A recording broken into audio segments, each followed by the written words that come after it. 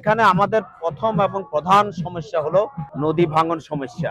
আমি নির্বাচিত হলে, আমার দল সরকার গঠন করলে প্রথমে আমার যে কাজটি হবে সেটা হলো নদী ভাঙন রোধ করা। এই হাতিয়ায় কোনো সন্ত্রাসীদের ঠাঁই হবে না, কোনো চাঁদাবাজের ঠাঁই হবে না, যারা অপকর্ম করে তাদের ঠাঁই হবে না।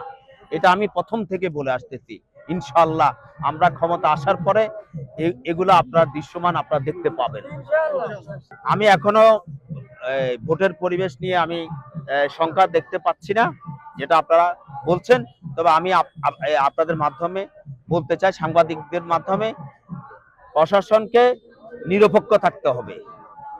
নিরপেক্ষভাবে প্রশাসনকে যে অস্ত্র, এই অস্ত্র উদ্ধার করতে হবে, নিরপেক্ষভাবে অস্ত্র উদ্ধার করতে হবে।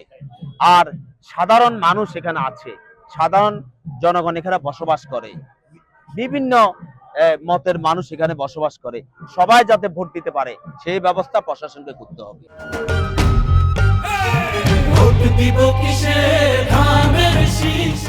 এখানে আমাদের প্রথম এবং প্রধান সমস্যা হলো নদী ভাঙন সমস্যা।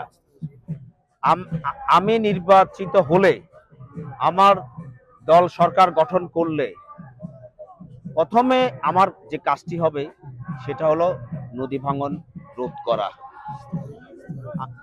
ব্লক বাঁধের মাধ্যমে আমরা নদী ভাঙন রোধ করব, স্থায়ী ব্লক। আমরা বেড়িবাঁধ নির্মাণ করব।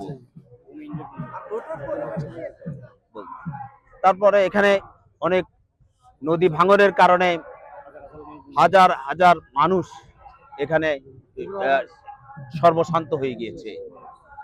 আমরা ভূমিহীনদের আমরা পুনর্বাসন করব। আর যে এখানে এই অঞ্চলে যেহেতু আপনারা আসছেন, এখানে সীমানা নিয়ে একটা বিরোধ আছে। এখানে আশরাফুদ্দিন নিজাম সাহেব আজকে থাকবেন। আমরা ইনশাল্লাহ এই সীমানা যে বিরোধ, যে জটিলতা আছে, সেটা আমরা ইনশাল্লাহ স্থায়ী সমাধান করব।